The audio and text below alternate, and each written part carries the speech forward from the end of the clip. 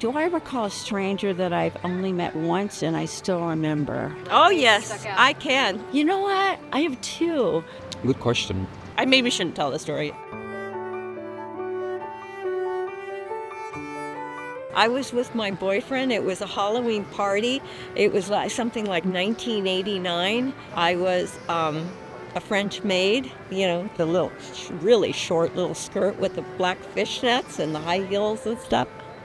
And he asked me to dance, and I danced with him because my boyfriend didn't like to dance. So he was like, okay. And afterwards, I probably should have taken a chance on him. And he asked me if he could have my number. And I told him that I was involved with someone. And he said something like, oh, well, we can just have a cup of coffee because we lived near each other. And so I gave him my number, and he did call me after that. And I just said, no, can't meet you. And I knew it wasn't going to work out with the boyfriend. So I thought, you know what? I should just said goodbye to the boyfriend and hello, and that's where I should have taken the chance. So if you're listening, I haven't forgotten you. So I met somebody who on an airplane told me that I couldn't do a lot of things, and we were actually sitting next to each other. We ended up having a whole conversation, and I told them about myself, and they were just basically on me like, yeah, there's a lot of people trying to do what you're trying to do. There's not that many black women make it. Like they were kind of throwing that at me, and that changed my life because it made me be like, bet, let me show you the opposite. I would say, if anything, like those moments are really impactful for me. One of them, I was, a homeless teen, but I feel like I've always had a pretty bright outlook, a smile on my face, whatever. And I met this person, and I remember maybe the conversation started because I remember he had a red Studebaker. We talked about music, and I still remember the CD I got. It was Joe Jackson's Jump and Jive. Yeah, just like a really cool, chill afternoon with somebody that was older that was inspiring to me. I'm like, I want to still have that whimsical nature about me. So I remember that. And then another person I remember, this woman, she was also an artist. She was really the first adult that I met that I felt like really believed in me and believed in my art, and she really encouraged me in that way. And just, I remember becoming fast and furious friends with her. It stands out to me that, I was so young and she was quite a bit older, and she called me enlightened, and I had never considered myself that way, and it just helped me see myself in a different light too, through her eyes, and vice versa. I remember this lady, I was in Puerto Rico, and I remember she just stopped by and told me, I don't know what's your purpose in life, but continue doing it. You're amazing, you're beautiful, no matter what people say. And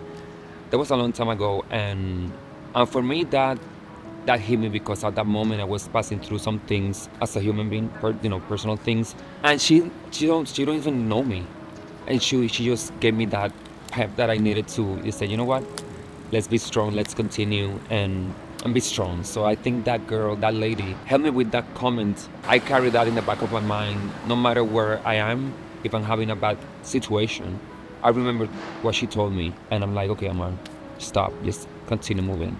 I met this homeless woman in Hollywood a year ago, and I had just started photography, and I met her on the street, and she completely and totally changed the way I view my living situation, my family situation, my gratitude for life. She changed the way I deal with trauma to this day. I actually stayed in contact with her, and she just got out of rehab for fentanyl and a bunch of stuff, and she's working on herself. And she said this thing to me. She said, healing is more painful than the pain itself. And at the time, I was going through a bunch of mental illness, recovery, eating disorder recovery, just a bunch of different things. And it's true, because healing is more painful than the pain itself. And yeah, I think she just totally changed my outlook on life and how I deal with my trauma, and how grateful I am for the way that I was able to heal. I say a mysterious stranger. I always remember his name. His name is Gabriel, and I always say that he was he must have been an angel sent to me. I remember one time when I was running very late for a train. I was coming home. I was really homesick at the time, and I was away at school and scraped up the money to get a train back to my hometown for the holidays. And I had way too many bags, because they make you take all your stuff out of the doors and whatnot. So I was trying to get onto this platform, and no one was helping me. People going around me and whatnot. And I was like, oh my God, I'm going to end up having to leave stuff. And some guy just came out of nowhere and just started pulling my bags onto the train. And he pulled me onto the train. And we sat down. He said, hi, my name is Gabriel. And we started talking. I thought I had a lovely conversation with him. And I fell asleep. I was so exhausted. And then I woke up, and one of the conductors was coming by, and I described the guy to him. And he said, there's been no guy on this train that fits that description. And I was like, I had a whole conversation with this dude. He helped me with my bags. What are you talking about? And he's like, he said, ma'am, I've been here this whole time. There's been no such guy.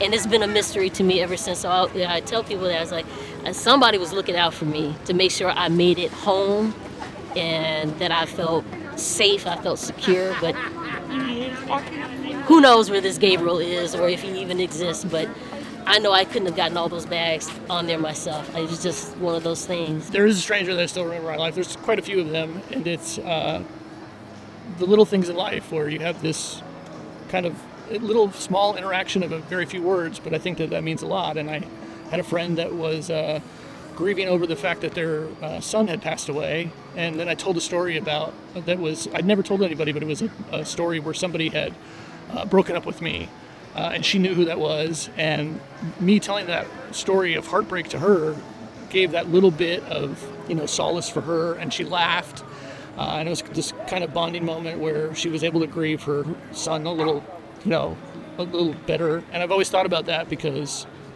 for me, it's those interactions between people that you kind of forget about. We don't really ever talk about, but I think that is what makes your life, is just meeting somebody and years later you could, affect them in ways that they never knew. Well, I had a nice talk with someone the other night. I did a show, and I've known him, but I've never talked to him. Yeah, we had because he loved my act, so of course I love talking to him. And that was very nice because I've always seen him, but I've never really talked to him. And he had very nice personality and very complimentary. And all. In fact, he was shocked that I was funny, okay? Because he sees so many comics that are, he was like, what the, you know what I mean, is this? So that was kind of nice. He was very nice. I remember when I went to New York about 3 years ago, I met this guy on the plane, and I forget what he did. But he was very nice, very sweet. When you travel sometimes, which I don't do enough of, you tend to meet interesting people that way. And people, they'll tell you everything because they know they're not going to see you again. So in some ways, they're freer with you than they would be normally. So that's a nice thing.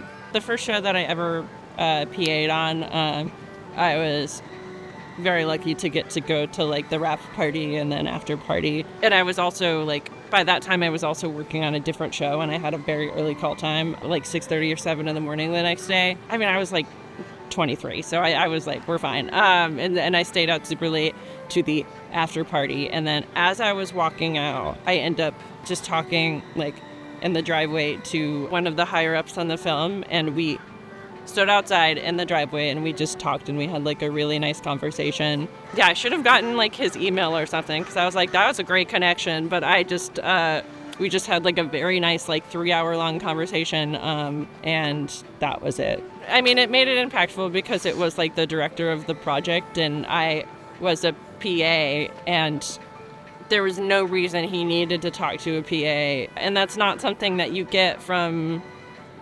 someone in that position, and it felt nice to be respected like that. Not really strange, but in work, in gastronomic work, you rotate a lot and you always get to know each other, other employees. And at my last work, I really met someone who changed a bit my life, because he was older and he showed me many things what I can do better at the job or in general in life. So he was he shared a little bit of. He was a little father for me. I always think about one of my elementary school best friends that had to move away before we got into middle school. I think about her a lot. It was a very freeing friendship in the sense that we could just be who we wanted to be. And I know that sounds silly to think about something like that in elementary school, but elementary school was rough. There were bullies at elementary school, which sounds crazy, but she was just someone that I could just let my guard down, be myself. I think about her a lot, and I actually saw her mother not too long ago in the area, and so we caught up, but I still haven't seen her, but I think about her all the time. A couple of people, like when I was real young on my like swim team, they were only on there for like, I knew this one guy, he only swam for like one season, but he was really cool. Of course, he was really good. He came in and was just the best of the team, and then he just moved immediately. So I never really got to know him much, but he was cool. He's one of those guys, I don't understand it, but some guys are just good at everything. They're just good at everything. They just pick something up and they'll be like really good at it, and you're like, oh, okay, I've been doing this for so long, and you just kind of picked it up and are better than me. But you know, I don't understand how that happens. I was younger, so I wasn't really jealous. I wasn't competitive much, but I was like, this guy's cool. I want to know this guy. But then he just moved. So, Intrigued. oh well.